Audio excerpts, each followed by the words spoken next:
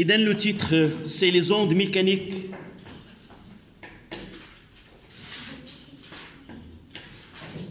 Les ondes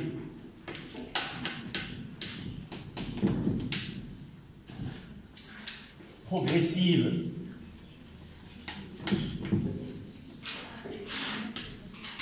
périodiques.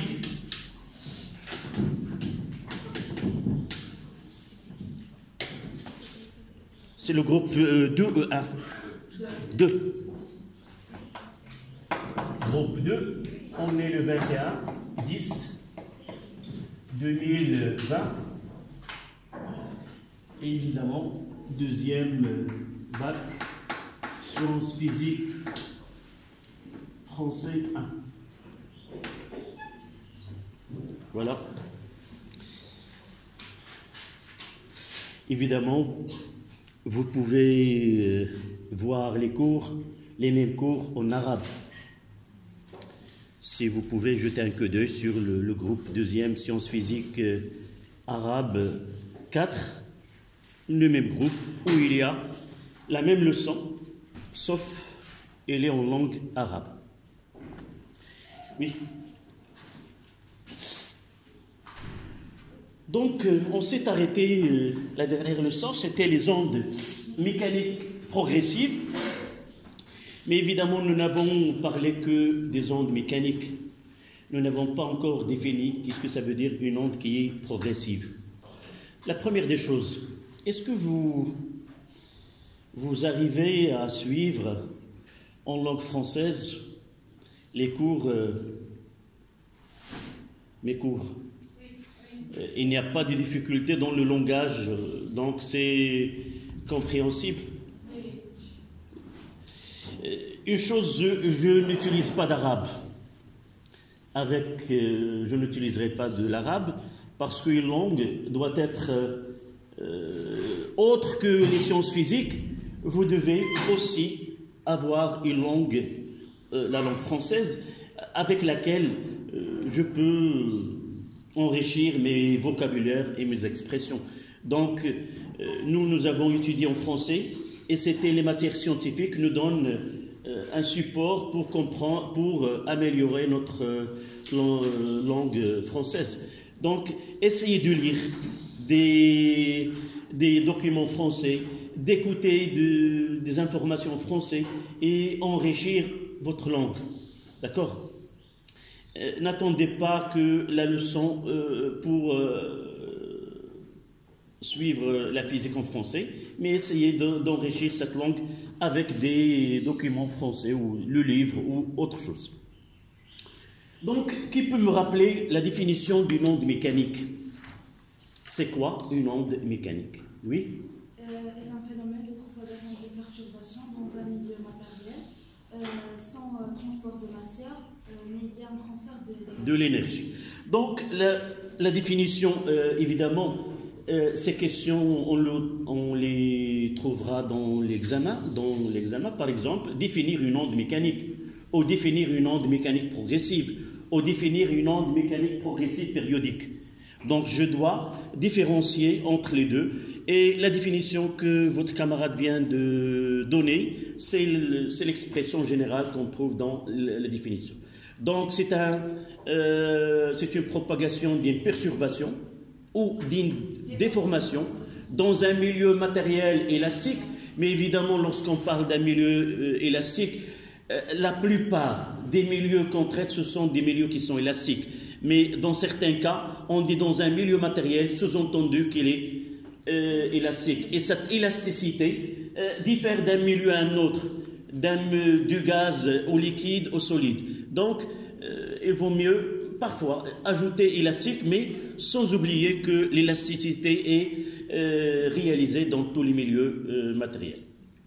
Donc, nous avons aussi parlé que cette perturbation, comment il est, c'est quoi en réalité cette déformation? C'est quoi cette déformation? Lorsque je dis une déformation, ça c'est un terme qu'on peut donner à une personne qui n'étudie pas la physique. En réalité, c'est quoi? Oui. c'est une modification temporaire des propriétés du milieu. Là, avec cette définition, il y a de la physique. Et aussi, une autre vision de cette déformation, c'est quoi en réalité? C'est un mouvement de vibration. Donc, lorsque je dis déformation, au changement n'apparaît pas la réalité des choses. Donc, en réalité, ces constituants de ce milieu réalisent un mouvement de vibration autour de sa position de repos. Donc, un point, avant d'être atteinte par une perturbation, il est au repos, puis il réalise un mouvement, soit dans la même de va-et-vient, dans la même direction de propagation, et là on définit une onde, comment il est, longitudinale, soit qu'il réalise un mouvement perpendiculaire au sens, et les transversales, mais d'autres, on aura d'autres réalisations, il peut réaliser les deux en même temps, de va et de vient, mais donc c'est un mouvement limité dans l'espace, et aussi cette perturbation, elle atteint un nombre donné de points de milieu. Lorsqu'on parle d'une onde mécanique, c'est-à-dire il atteint un nombre donné, c'est-à-dire limité dans l'espace. Et cette limite définit quoi dans l'espace? La longueur de perturbation. On n'utilise pas la longueur d'onde parce que la leçon qui vient par la suite, c'est lui qui va donner d'une façon officielle cette définition de longueur d'onde. Donc, on l'appelle longueur de perturbation. Cette longueur de perturbation lui correspond quoi? Lorsque je crée une perturbation, une durée de perturbation. Et les deux grandeurs sont liées par la relation. V est égal à la distance sur la durée qui lui correspond. Généralement, ce sont les grands titres qu'on doit avoir pour cette leçon, sauf il ne reste une phrase qui est importante dans le traitement des exercices. Quelle est cette phrase? Nous avons dit que perturbation, il atteint un nombre donné de points, mais en réalité, chaque point, il réalise quoi? Un mouvement. Comment ce mouvement par rapport aux autres points? Identique, mais se refait avec un retard. Tout point du milieu reprend le mouvement d'un point précédent avec un retard temporel qui est tau. Et évidemment, je peux déterminer ce retard tau connaissant quoi? La distance qui sépare le point considéré avec la source ou un autre point. Donc, sauf une chose, j'ai oublié de la rappeler, cette durée de mouvement ou ce temps de perturbation, où on le trouvera? La durée de perturbation. Il nous aide à connaître quoi? Autre que la distance. Il nous aide à connaître une durée de quoi? Oui, c'est autre vision de cette déformation. Je veux uniquement, la seule réponse, c'est celle qui est, c'est la durée de mouvement de chaque point du milieu. S'il me donne la question déterminer la durée de mouvement d'un point du milieu de propagation, la phrase qu'on écrit, pour connaître la durée de mouvement d'un point du milieu, il suffit de connaître la durée de perturbation. Et pour en finir et revenir à notre leçon, c'est la dernière, c'est que pour déterminer l'élongation la variation pour suivre un point du milieu, en comparant avec celle de la source, on mettra ces deux grandeurs, il faut les différencier. Y de t en fonction de x, et y M1 par exemple en fonction de t. Je veux que vous me donnez la différence entre les deux. Ce sont deux expressions mathématiques, mais quelle est leur signification physique? Ça représente quoi? La variation d'élongation où on voit le fonction. Fonction se trouve lorsque je dis la fonction f de x. C'est là le variable. Fonction du x. Fonction là du x. Cette écriture, sa lecture, c'est la variation d'élongation à un instant donné des points qui appartiennent au milieu de propagation. D'une autre manière, physiquement, c'est quoi? C'est l'aspect du milieu de propagation. C'est une image de qui se produit au niveau du milieu de propagation à un instant t bien défini. Mais là, c'est quoi? La variation d'élongation d'un point M1 en fonction de tout. Ça veut dire quoi? C'est le suivi d'un point bien donné dans les milieux de propagation et on va voir ce qui se produit au cours de temps. Quand est-ce que l'onde atteindra le point M1 et là où il commence, son élongation commence à varier, elle atteint une élongation maximale, puis elle revient à son repos, puis il n'y a rien. D'accord? Donc là, c'est la variation d'élongation d'un point appartenant au milieu de propagation. Et là, physiquement, c'est l'aspect du milieu de propagation à un instant t donné. D'accord? Donc on passe maintenant, on va ajouter un terme qui est progressif et le terme périodique.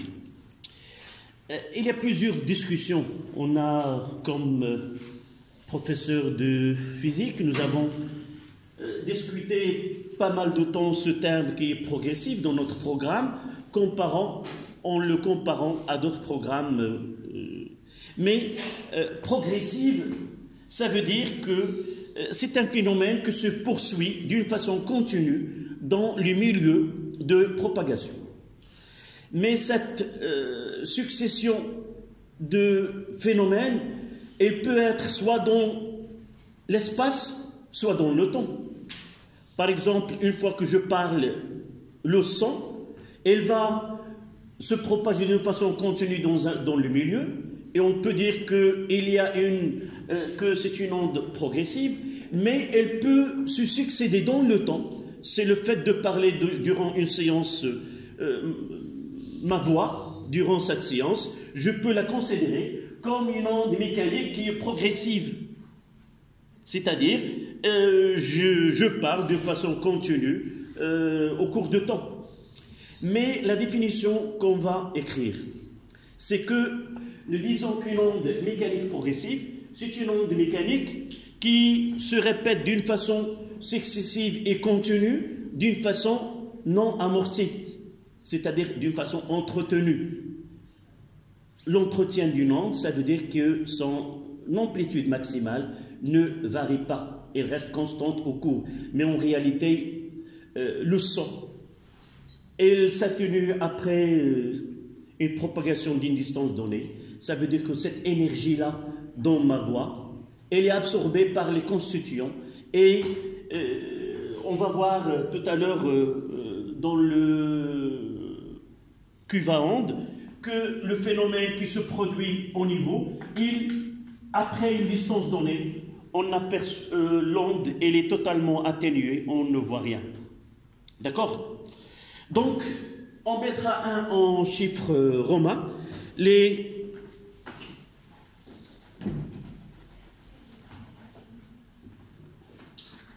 Donc, j'ai dit propagation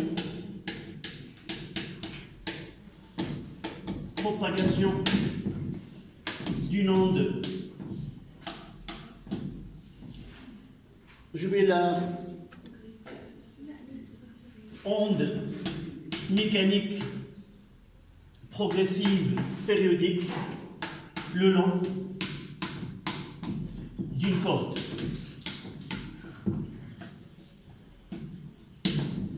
Je ne vais pas, j'ai dit tout à l'heure, que je ne suivrai pas le plan que vos camarades ont fait. Si vous avez écrit cette partie-là, c'est bien. Je passerai directement aux deux en chiffres romains dans cette leçon, qui est la propagation d'une onde mécanique. D'accord? le long d'une corde. On commencera par 2-1 ou 1-1, définition.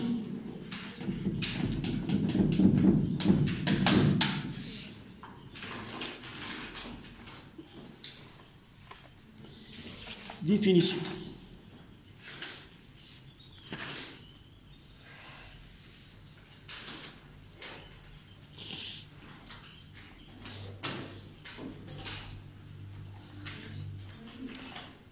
Donc vous notez,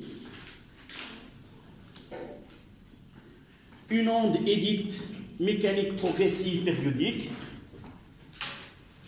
Une onde est dite mécanique progressive.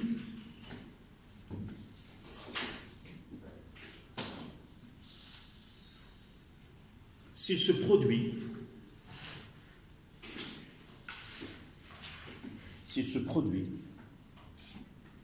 une propagation,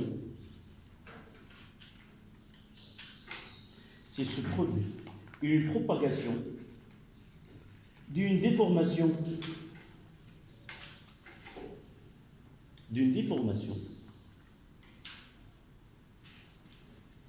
de façon continue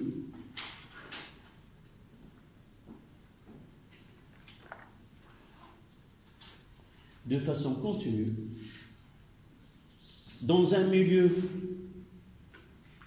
matériel élastique,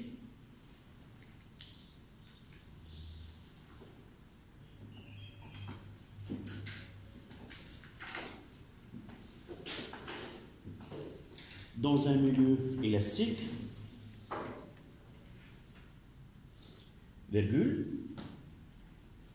cette perturbation est entretenue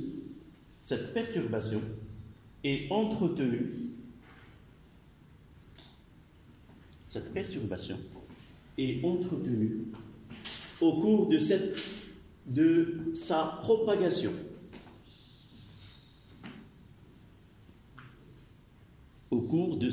propagation.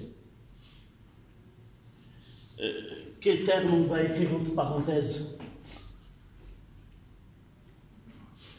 Ça veut dire quoi? Entretenu sans... Entre parenthèses, ça veut dire sans... C'est quoi la grandeur qui se propage? C'est de l'énergie. Donc, lorsqu'on dit un phénomène est entretenu, ça il se propage sans perte d'énergie.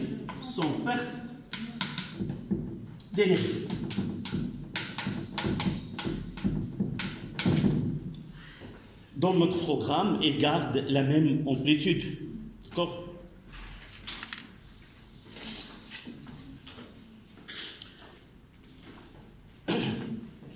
On passe maintenant à la définition d'un phénomène qui est périodique. C'est quoi un phénomène périodique?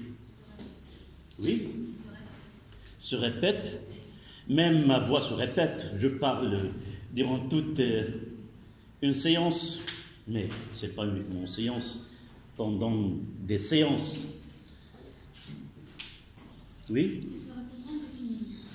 indéfini, mais aussi un bruit, je peux l'entendre, oui. Voilà.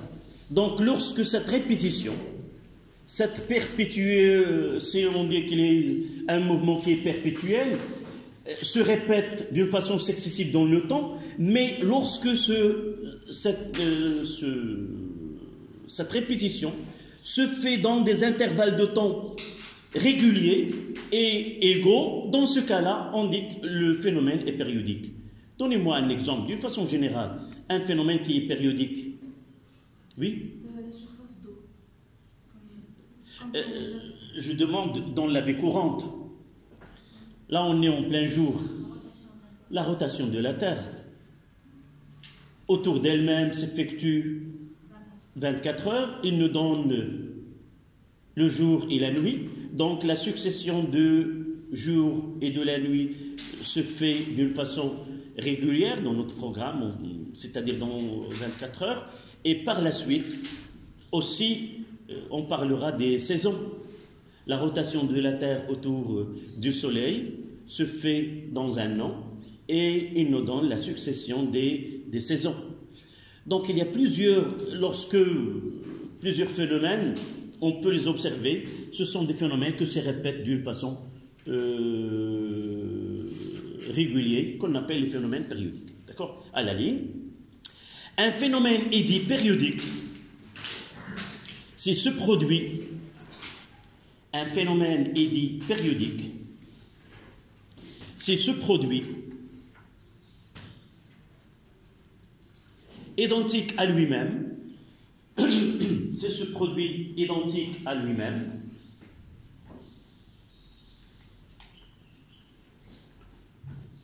à des intervalles de temps réguliers, s'il se produit identique à lui-même, à des intervalles de temps réguliers, successifs et égaux.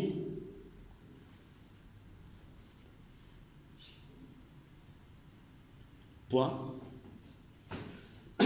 Cet intervalle de temps est appelé période. Notez T. Et notez période. Notez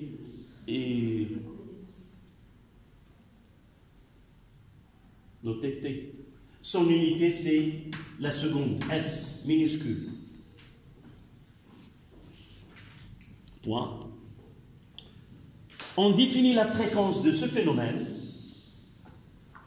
F, qui est égal à 1 sur T. L'unité, c'est le Hertz. Et le Hertz, c'est quoi? La fréquence, c'est 1 sur T, c'est le T moins 1. On va s'habituer avec cette notation, ce qu'on appelle l'équation aux dimensions. Ça veut dire les grandeurs physiques. Il y a la distance, c'est L, le temps, c'est T, et la tension électrique, c'est U, l'intensité, c'est I. Et dans une équation donnée, nous avons des grandeurs physiques dans lesquelles on doit chercher ce qu'on appelle l'homogénéité des unités. Ça veut dire quoi? Ça veut dire que les relations mathématiques en physique doivent être homogènes.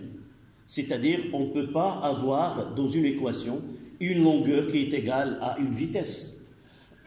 Lorsque je mettrai A est égal à B dans une équation donnée, obligatoirement, l'unité de A doit être égale à l'unité de B. Mais parfois, une grandeur est exprimée avec des unités qu'on appelle des unités dérivées. Par exemple, l'énergie en joules. Mais de l'autre côté, nous avons une force et la distance. Nous aurons le joule qui est égal au newton fois le mètre. Mais on va essayer de parler au cours de notre programme, de parler des unités fondamentales, qui sont 7, et toutes les autres unités que vous connaissez, autres que ces 7, sont des unités dérivées, c'est-à-dire, par exemple, le joule, c'est le newton fois le mètre, et le newton, c'est le kilogramme fois le mètre, divisé par sur le temps au carré, seconde carré, et ainsi de suite. On verra ça au cours de cette année, Inch'Allah, d'accord? Donc, n'oubliez pas que l'unité de la fréquence, c'est le Hertz, et en réalité, c'est la seconde moins. On aura besoin par la suite, lorsqu'on parlera de équations aux dimensions. Donc, on passe à 1, 2.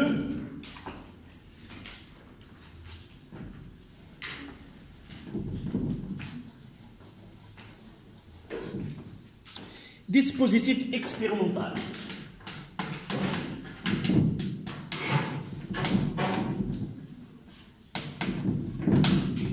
Dispositif expérimental.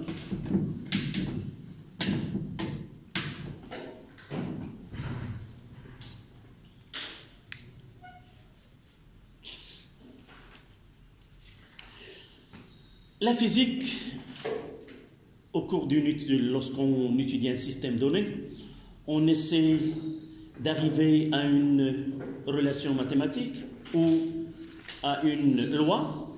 Dans cette loi, il y a une relation mathématique entre des grandeurs qu'on va mettre en expérience. Généralement, en physique, on utilise des dispositifs expérimentaux qui nous aident à élaborer ou arriver d'une façon plus simple à cette relation mathématique. Nous sommes en étude des ondes mécaniques progressives, périodiques, et le mot-clé de cette étude, c'est la périodicité. Donc, l'objet de cette étude, c'est de prendre un phénomène qui est périodique, qui est l'onde mécanique progressive, et essayer d'arriver à définir sa période, ou d'une autre manière, sa fréquence. Généralement, il y a deux grandeurs qui caractérisent cette onde mécanique progressive périodique. Il y a l'amplitude et il y a aussi la fréquence. Dans cette étape, on va s'intéresser uniquement comment peut-on arriver d'une façon expérimentale à connaître la fréquence d'une onde. Mais avant de passer au dispositif expérimental, j'ai dit en physique, il y a plusieurs techniques. Ça dépend du phénomène physique qu'on étudie. Si ce phénomène peut être suivi par l'œil, s'il est suivi par l'œil, s'il est ordinaire, nous pouvons le suivre. S'il est rapide, et c'est le cas de ces ondes qui sont des vibrations, une fois que j'ai dit un phénomène vibratoire, ça veut dire qu'il s'effectue d'une façon rapide, l'œil n'arrivera pas à suivre ce phénomène-là. Donc, on utilise des appareils qui nous permettent de réaliser cette étude. Généralement, nous avons trois techniques qu'on va traiter cette année, trois techniques à utiliser. La première, c'est ce qu'on appelle l'astroboscopie. L'astroboscopie, c'est une technique qui est utilisée lorsqu'on est devant un phénomène qui se produit, nous ne pouvons pas le suivre avec l'œil, mais s'effectue d'une façon qui est rapide. Donc, on utilise un stroboscope. Deuxième, c'est que le phénomène ne peut pas être suivi ni par l'œil, ni par l'oreille, et même l'oreille, ce n'est pas un instrument de musique, de mesure. C'est vrai, on peut écouter de la musique, on peut écouter de son, mais elle est incapable de dire que la fréquence de ce son, elle est telle. Il nous permet de connaître d'une façon qualitative et non pas quantitative. C'est pour cela que nous utilisons quoi? Un oscilloscope. L'oscilloscope, vous l'avez déjà vu en première année, lorsque vous avez étudié la tension électrique variable, et nous avons visualisé des tensions alternatives, cette courbe-là. Oui, c'est une courbe qui est sinusoïdale. Et là, avec la sensibilité horizontale et verticale, ou ce qu'on appelle le balayage, nous pouvons déterminer la période et par la suite la fréquence, et aussi cette valeur maximale qui est Umax. D'accord? Donc, généralement, ce que nous avons fait avec une tension électrique, c'est une courbe qui se fait d'une façon, là, l'éclairage que vous voyez, en réalité, ce n'est pas de l'éclairage qui est contenu, mais c'est une tension qui est variable, et par la suite, l'œil, il a une impression qu'il y a un éclairage qui est contenu. Donc, cette technique-là, on va l'utiliser dans le cas du son. On va voir un exercice par la suite où on traitera les ondes sonores avec un oscilloscope. Troisième technique qu'on va voir en mécanique en deuxième semestre, c'est enregistrer le mouvement, par exemple, d'un oscillateur donné. Le pendule élastique, je peux enregistrer, et vous l'avez déjà fait en tronc commun peut-être, un cavalier sur un banc, un coussin d'air, un papier pour enregistrer, et sur ce papier on arrive à suivre la position de ce cavalier au cours de temps, Et à partir de là, nous pouvons déterminer soit la vitesse, soit la distance, et ainsi de suite. D'accord? Soit l'équation horaire de mouvement. Donc, ce sont les trois techniques. On va commencer par la stroboscopie. C'est une technique qui utilise un stroboscope. Et avant de passer à la classe d'à côté, on parlera d'abord de cette technique qui est la stroboscopie. Donc, on est devant un phénomène qui est très rapide. Donc, pour le suivre, nous utilisons ce stroboscope. Le stroboscope nous permet, dans une salle obscure, si vous voulez, il va nous donner quand est-ce qu'on voit, quand est-ce qu'on ne voit pas. Dans une salle obscure, c'est la lumière qui nous donne ce qu'on peut voir et ce qu'on ne peut pas voir. Et cette technique-là, si nous utilisons des éclairs qui se répètent d'une façon périodique, nous pouvons voir des images et non pas le mouvement tout entier. Si je donne un éclair et je vois, par exemple, je commence par un disque là, sur lequel il y a une tache, en mouvement de rotation oméga t constante, dans une salle obscure, et j'essaie de donner des éclairs. Là où il y a un éclair, j'observe ce que se passe. Là où il y a une obscurité, je ne vois rien. Donc le principe du stroboscope, s'il nous donne là, une fois qu'il est clair, on voit la tache ici. J'essaie de régler le temps qui sépare deux éclairs successifs. Et si j'arrive avec une fréquence donnée de positionner sa tache qui est en mouvement dans la même place. Par exemple, tout simplement, si la classe elle est obscure et j'ai une télécommande qui peut allumer et éteindre la lumière, je peux allumer la lumière dans cette position-là, puis éteindre. Je peux faire un nombre donné de tours et revenir à ma place et allumer la lumière. Si je fais, évidemment, vous ne pouvez pas écouter, sinon vous allez se rendre compte que je marche dans la salle. Mais si vous n'avez pas, si vous n'écoutez pas, vous n'aurez pas combien de tours j'ai fait, ou si j'ai fait des tours où je me suis resté dans ma place. D'accord? Donc, qu'est-ce qu'on aura si chaque fois que la tâche atteindra cette position et il y a un éclairage? Pour l'œil, qu'est-ce qu'on va observer? Toujours la tâche dans la même position. Le premier éclair atteint la tâche ici. Absence de lumière, la tâche réalise quoi? Un nombre entier de tours. Le deuxième éclair, elle va atteindre dans la même place, et ainsi de suite. Pour l'œil, qu'est-ce qu'elle va observer? Comme si j'ai un mouvement et une immobilité apparente, comme si rien ne se produit. Mais ce n'est pas le jeu qui nous intéresse. Quelle est la relation entre cette fréquence de stroboscope et la fréquence de phénomène qu'on va étudier?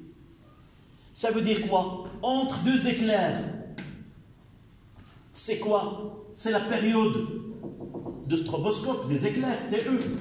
Qu'est-ce qu'il réalise, le disque? Un nombre entier de tours pour qu'il soit immobile. Donc c'est K fois T avec K appartient à N étoile. C'est un entier naturel. D'accord? Donc, je vais essayer de donner la relation entre les deux en fréquence. Là, c'est 1 sur FE est égal K sur F. Ce E désigne les éclairs, comme je peux remplacer E par S, ça veut dire stroboscope. Et le phénomène étudié, je lui donne T ou F sans donner un indice, d'accord? De là, je tire que F est égal à K fois FE. Et pour donner la relation finale, FE est égal à F sur K. La fréquence de stroboscope ou des éclairs est égale à la fréquence de phénomène sur une constante K qui est entier naturel. Donc, je vais essayer maintenant de revenir à ce phénomène. En réalité, qu'est-ce qu'on cherche? Qu'est-ce qui est l'objet de cette étude? C'est grâce à un stroboscope de fréquence bien définie, je veux connaître la fréquence de phénomène qui est devant moi. Mais je vois que la relation entre les deux, il y a une constante qui varie 1, 2, 3, ainsi de suite. Donc, pour connaître la vraie fréquence de phénomène étudié, quel indice je dois ajouter à cette relation-là? Quand est-ce que FE est égal à F? Lorsque K est égal à 1. Donc, je vais essayer de donner un exemple pour comprendre. Je vais dire que ce disque-là, en réalité, il a une fréquence de 120 Hz. La question maintenant, quelles sont les fréquences qui peuvent, évidemment de stroboscope, qui peuvent me donner une immobilité apparente? Donc la première des choses, il faut essayer toujours de partir de cette relation de temps. Parce que la fréquence, je n'ai pas donné une définition de la fréquence en termes physiques, mais on parlera par la suite. Toujours il faut partir de là. Entre deux éclairs, qu'est-ce qu'il va se produire? Donc, quelles sont les fréquences de stroboscope? Ça sera FE, là, est égal à 120 sur K. Ça veut dire quoi? N'oubliez pas que le phénomène est là 120. Quelles sont les fréquences qui peuvent me donner une immobilité apparente? L'ensemble des solutions, c'est quoi? 120, 60, et ainsi de suite, jusqu'à 1, lorsque K est égal à 120. Mais généralement, l'ensemble des solutions sont limitées par l'exercice. On utilise un stroboscope dont, si vous voulez, les fréquences varient entre 150 et 20 Hz. D'accord? 1 Hz, on ne peut pas, ne permet pas. Donc, on peut s'arrêter à 10 Hz, par exemple, ou une valeur qui est... C'est pas ça, c'est ce que nous intéresse. Donc, si je cache la fréquence et je fais l'expérience, en réalité, quelles sont les fréquences qui me donnent cette immobilité? Toutes ces valeurs-là. Mais là, comment, dans l'avenir, dans un exercice, par la suite, comment, à partir des fréquences qui donnent l'immobilité, dire voilà la fréquence des phénomènes que je dois étudier? Qui peut en déduire cette relation-là? Voilà. Est-ce que vous avez bien saisi? Je suis parti d'une fréquence bien connue. Et j'ai donné les cas possibles qui permettent d'avoir cette immobilité. Et je reviens à comparer. Je vois que ce 120, c'est la plus grande valeur avec laquelle j'ai l'immobilité apparente. Conclusion, dans un exercice, si il nous donne cette phrase, nous observons une immobilité apparente avec la plus grande valeur de fréquence de stroboscope qui permet d'avoir une immobilité apparente et 50 Hz, qu'est-ce que je peux dire à propos de la fréquence de phénomène? C'est que ce phénomène, il a une fréquence de 50 Hz. S'il me donne l'ensemble des solutions comme ça, sans rien dire, la première question, en déduire la fréquence de phénomène étudié. Je cherche la plus grande valeur et dire, voilà, le phénomène étudié, il a une fréquence de 120. D'accord?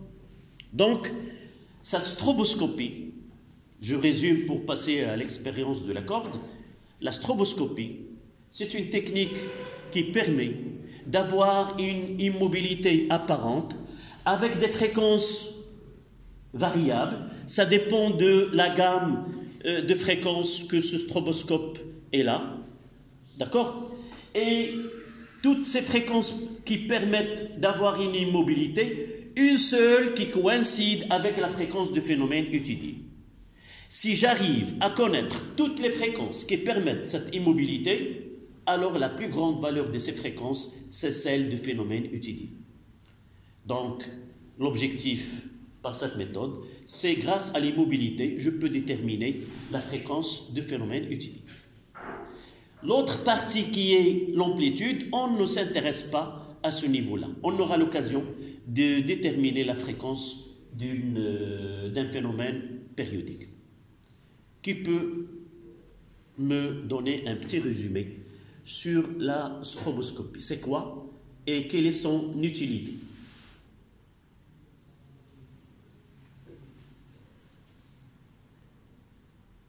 D'abord, c'est quoi? C'est une technique. Quel est son objectif? Qui permet, oui, alors à haute voix. La stroboscopie, c'est une technique qui nous permet de déterminer la fréquence d'un phénomène périodique à partir des fréquences d'immobilité apparentes. Qui nous permet de déterminer la fréquence d'un phénomène périodique, oui, des fréquences d'immobilité. À partir des fréquences qui permettent d'avoir une immobilité apparente. Le stroboscope n'a aucun effet matériel sur le phénomène. Le phénomène, le disque, il continue de tourner. Mais c'est l'œil.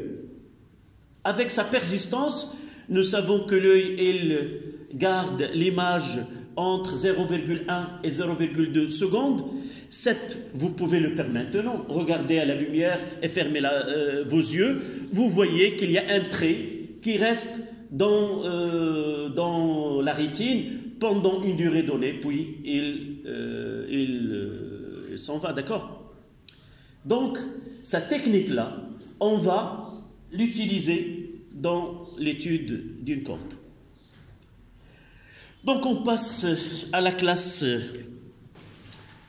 Donc, la stroboscopie.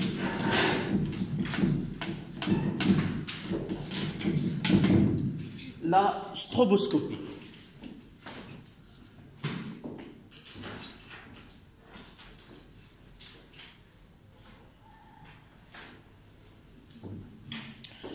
Donc, on écrit. C'est une technique.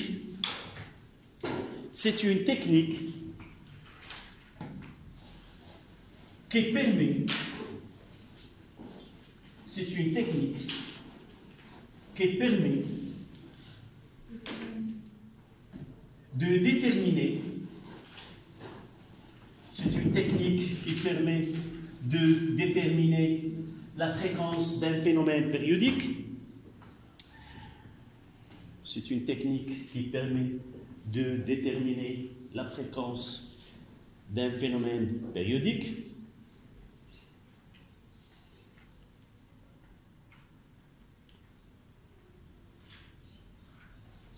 Virgule.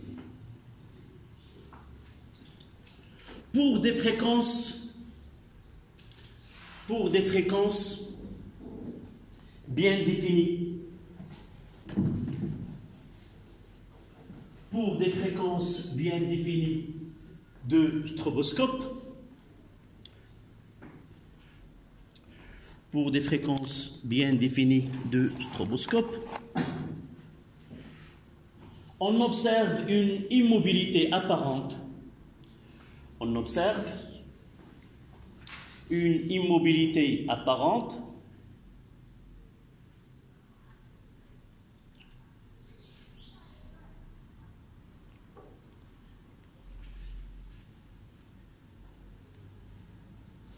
la fréquence la plus grande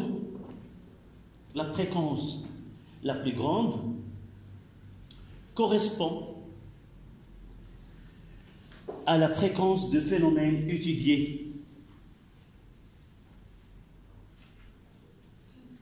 La fréquence la plus grande correspond à la fréquence de phénomène étudié.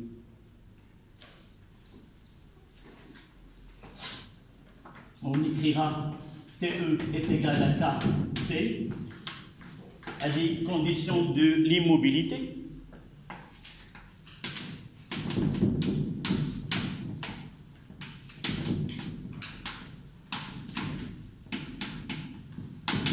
Apparente.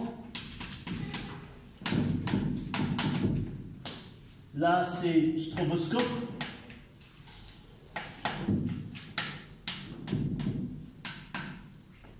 Et là, c'est la période de phénomène.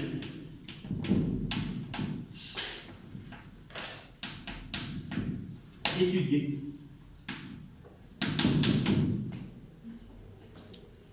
Et de là, on tire que FE est égal à F sur K.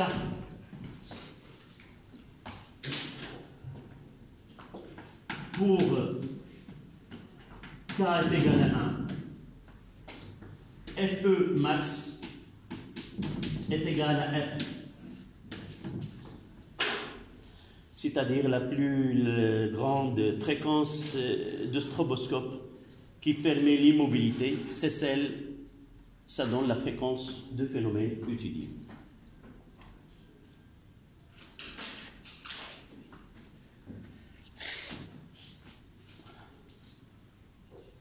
Évidemment, en pratique, vous allez voir par la suite, c'est difficile d'avoir une immobilité apparente, soit parce que vraiment le phénomène n'est pas parfaitement périodique, c'est-à-dire il y a des fluctuations, et parfois on arrive à voir soit un mouvement qui est lent dans le sens réel du mouvement, soit un mouvement dans le sens inverse.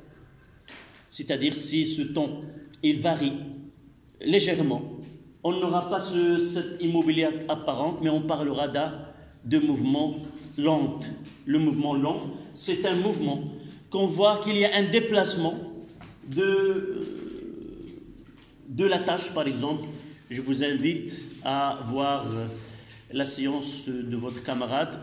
Au cours de cette séance, nous avons fait l'expérience de ce disque. Mais on verra tout à l'heure avec soit avec la corde, soit avec le cuvant. D'accord? Donc, remarque, il faut noter remarque.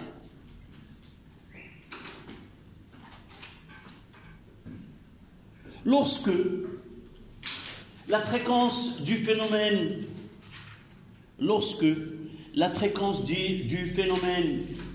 est voisine à la fréquence de stroboscope, lorsque la fréquence du phénomène est voisine à la fréquence de stroboscope,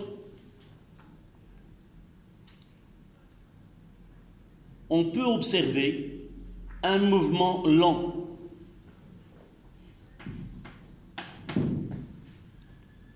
Soit dans le sens... Tu me donnes toute la phrase que tu as écrite. Lorsque la fréquence de phénomène étudié est voisine à la fréquence de stroboscope, on observe un mouvement lent. Soit dans le sens réel, soit dans le sens inverse.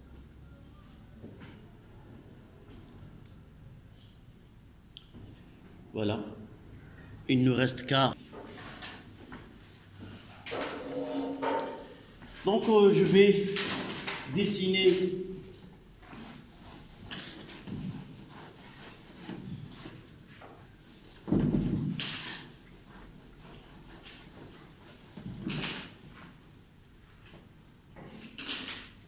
donc il y a un diapason.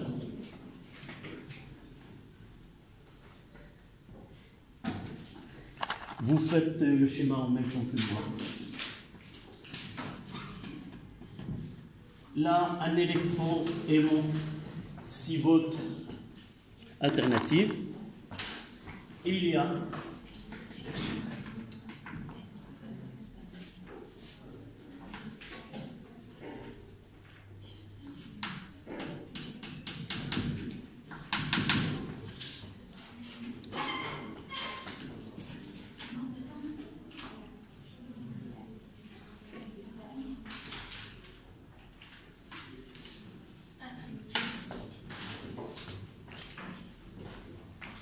il y a un stroboscope.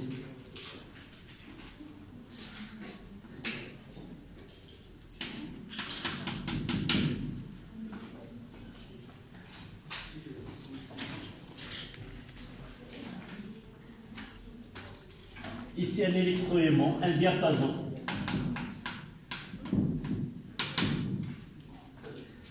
Cet électroaimant, en réalité, il y a à l'intérieur une bobine.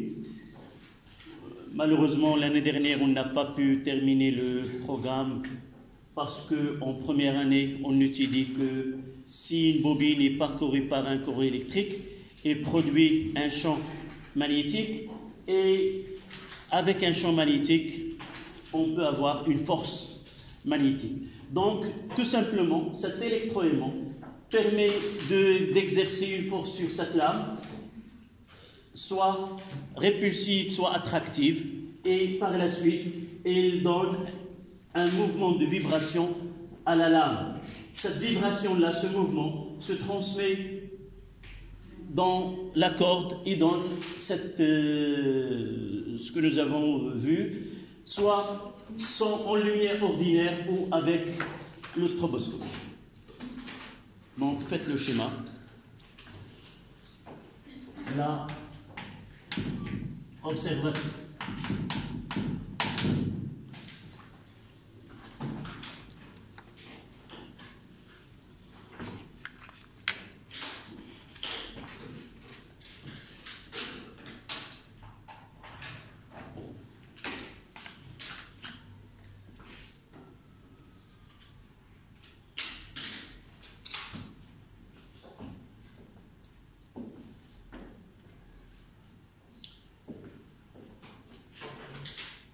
Lumière ordinaire.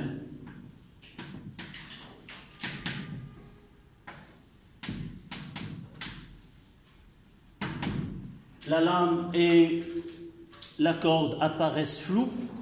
On n'arrive pas à distinguer la forme ou même on n'arrive pas à voir s'il est en mouvement ou non. Donc en lumière ordinaire, lame plus corde, où nous nous intéressons uniquement à la corde. La corde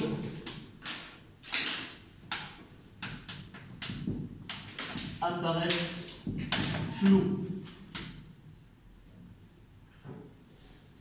Donc, mouvement vibratoire.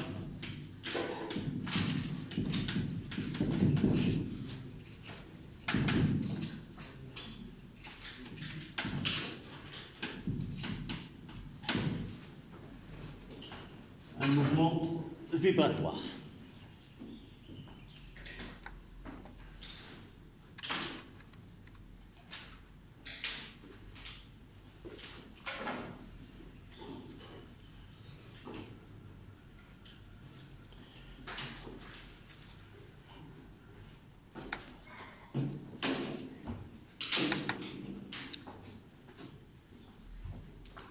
En stroboscope.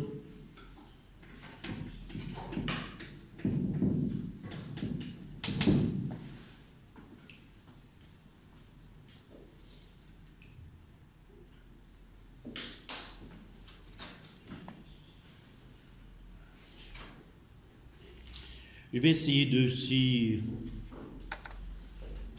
l'expérience de tout à l'heure, on peut la voir.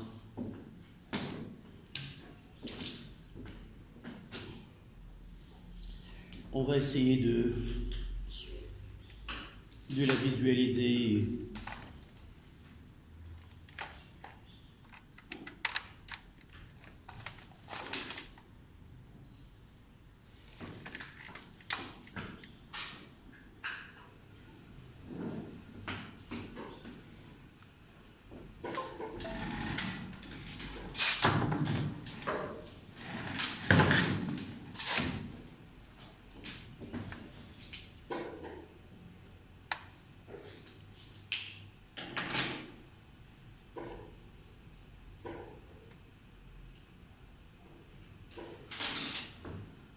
En attendant qu'il apparaisse sur l'écran.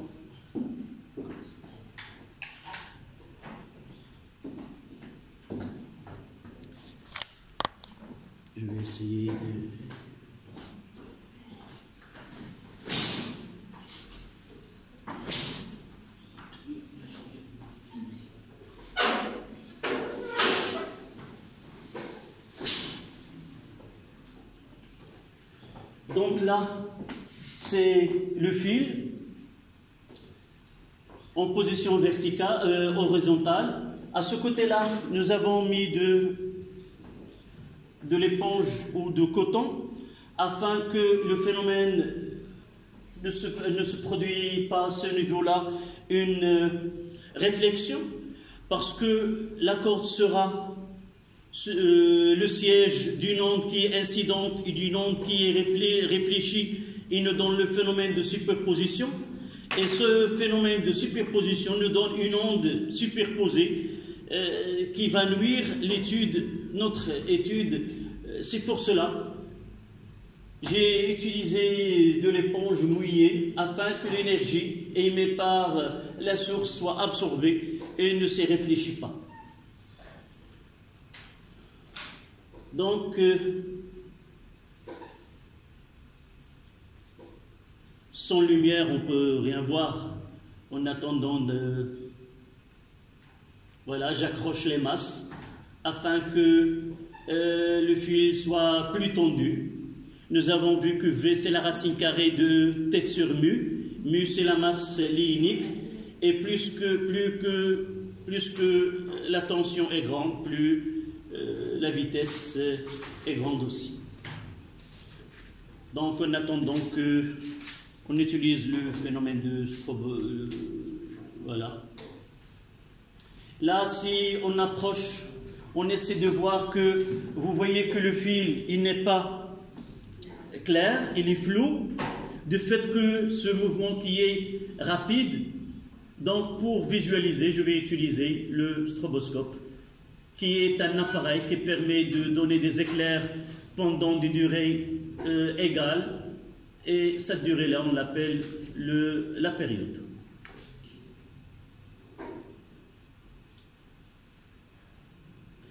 Donc, on va éteindre la lumière.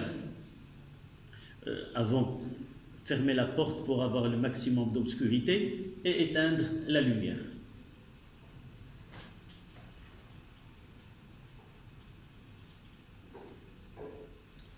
Voici là le diapason, et vous voyez que le mouvement de diapason est lente. Je peux voir le diapason. Avant, l'image était floue. Et vous voyez que le fil là, vous le voyez là, il a une forme qui est tordue. C'est une forme sinusoïdale, c'est comme une fonction sinus, la représentation graphique de la fonction sinus. Et vous voyez que les points ont un mouvement, dans ce cas-là, ralenti, de mouvement. C'est difficile d'avoir un mouvement c'est difficile d'avoir une immobilité. Vous voyez que là, vous voyez qu'il y a cette forme que j'ai dessinée là. Jusqu'à l'autre bout, il y a, vous pouvez voir que la forme de fil, il est sinusoïdal. La seule chose qui est difficile à réaliser, c'est d'avoir l'immobilité. Vous avez vu tout à l'heure avec le stroboscope, il nous donne des éclairs, les éclairs parfois ne se fait pas dans la même durée. Et par la suite, c'est difficile d'avoir une immobilité apparente. Donc c'est ça ce que nous devons voir pour cette expérience. Évidemment, vous pouvez revoir cette expérience, je vais la mettre dans votre groupe, avec l'autre expérience aussi. Donc on revient.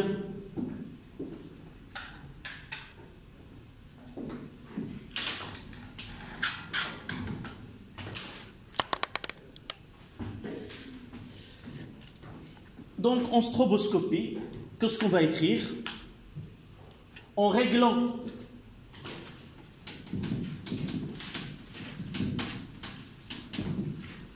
la fréquence de stroboscope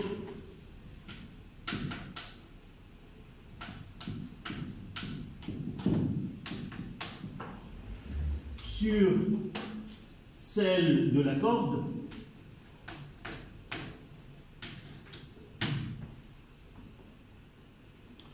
nous observons une immobilité apparente. Donc, stroboscope, en réglant la fréquence de stroboscope sur celle de la corde, on observe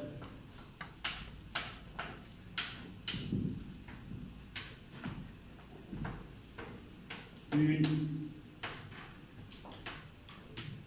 immobilité apparente.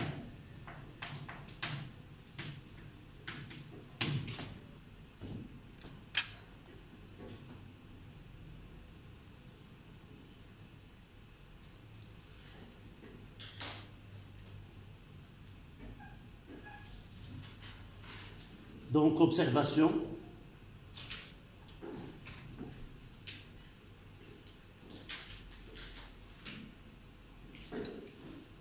Interprétation maintenant.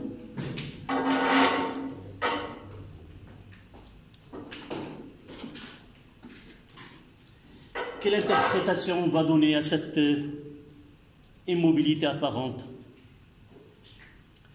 La première des choses, c'est que les points sont toujours en vibration, sont toujours en mouvement.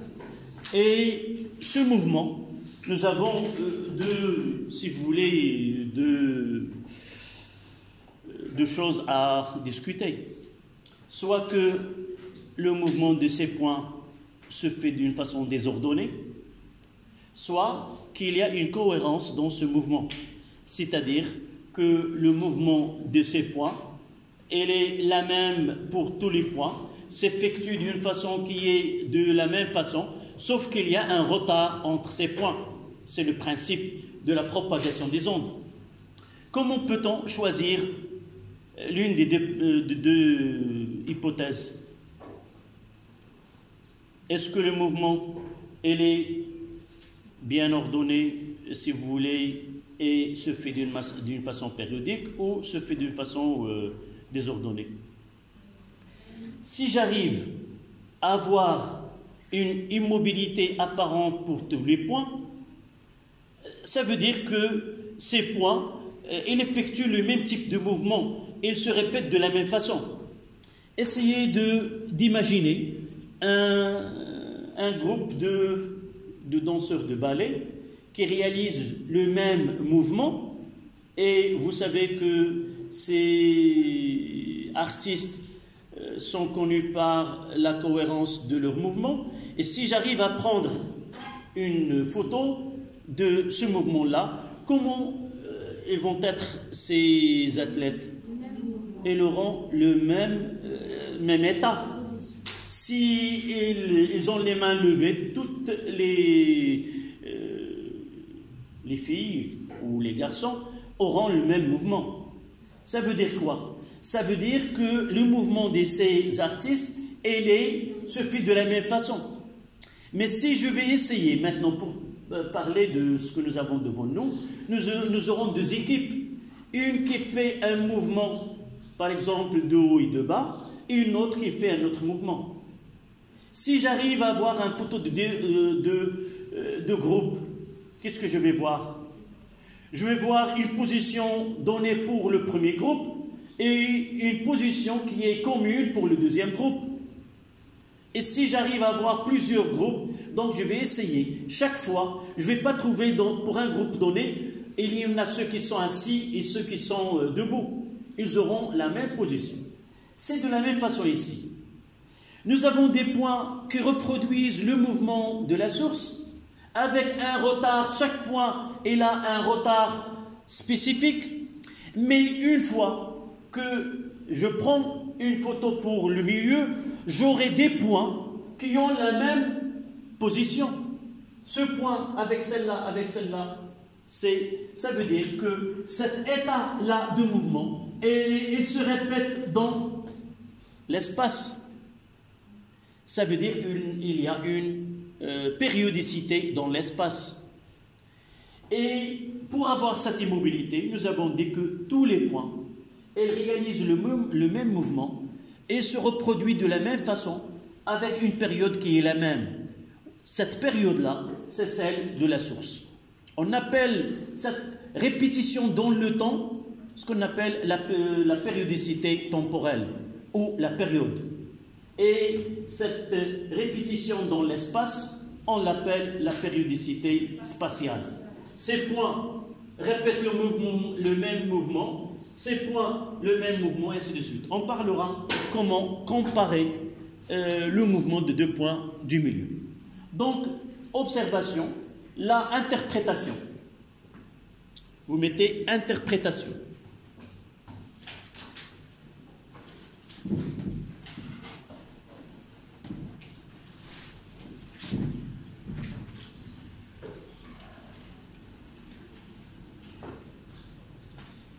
L'immobilité apparente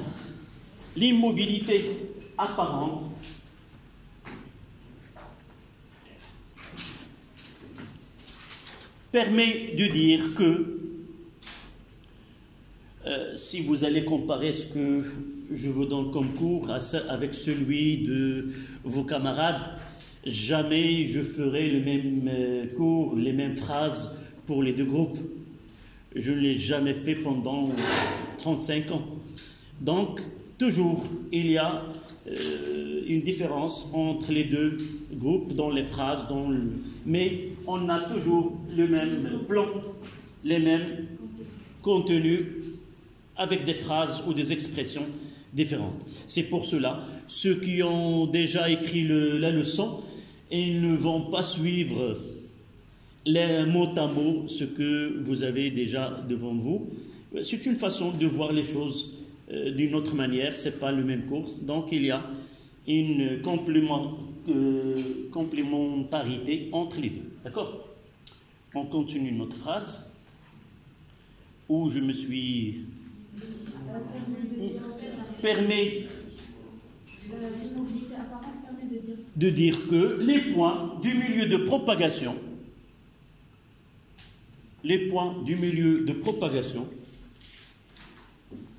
réalisent le même mouvement de la source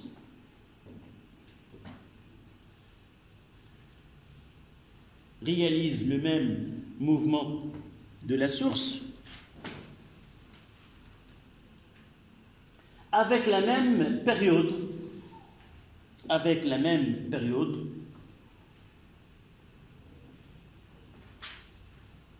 notée T.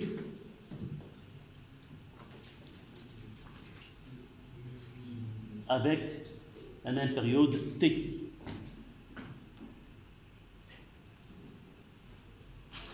À la ligne, deuxième tiré si vous voulez,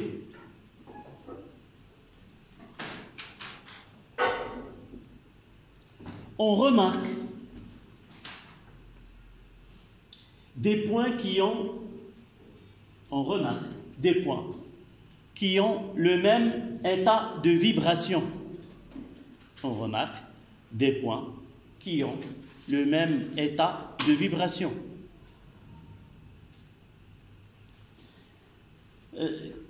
Ça veut dire quoi, deux points en même état de vibration? Ou on va remplacer cette phrase, même état de vibration, par des points qui vibrent en phase.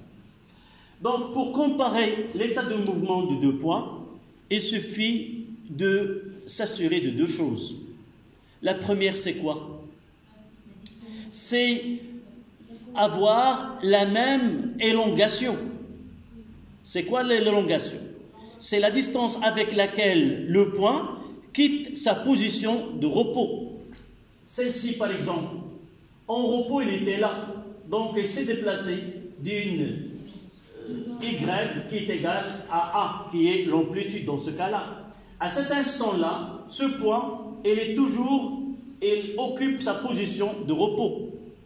D'accord? Donc, ces deux points n'ont pas le même état de vibration. Déjà, ils n'ont pas la même élongation. D'accord? Deuxième chose que je dois vérifier, est-ce que ces points ont le même mouvement suivant? Et pour connaître le mouvement suivant d'un point, il faut la comparer à quoi? À un point qui le précède.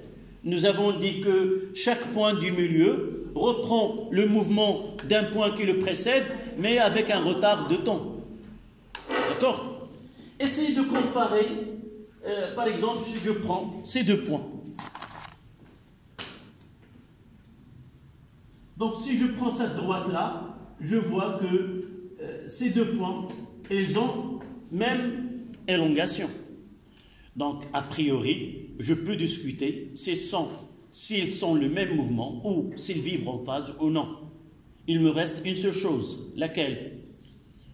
L'état de vibration. Là, je vais la noter M1, et là, c'est M2. Quel est le mouvement suivant de M1? Vers le bas ou vers le haut? M1. Pourquoi vers le bas? Parce que le point qui est avant, il a une élongation plus petite. Donc, il va prendre l'élongation. À un instant donné, il va prendre l'élongation de ce point, qui est égal à 0. Donc, il passe d'une valeur positive non nulle à une valeur qui est nulle. Donc, ce point M1, il a un mouvement vers le bas. L'autre M2, et là, vers le haut, parce que les points qui le précèdent, ils ont une élongation vers le haut. Donc, ces deux points ne vibrent pas en phase, n'ont pas le même mouvement. On continuera quant à ces... Demain, on continuera notre leçon. J'ai donné un exercice, essayez de... Est-ce que vous l'avez vu? Sur les ondes sonores. On le traitera demain comme exercice d'application. Les ondes sonores. C'est un GIF et deux photos. Essayez de travailler sur les photos. Et peut-être j'ai mis même... c'est un exercice qui était dans un devoir surveillé. Je vais le mettre... Je vais le mettre avec un autre exercice, uniquement pour l'avoir comme un PDF. D'accord? Donc, à demain.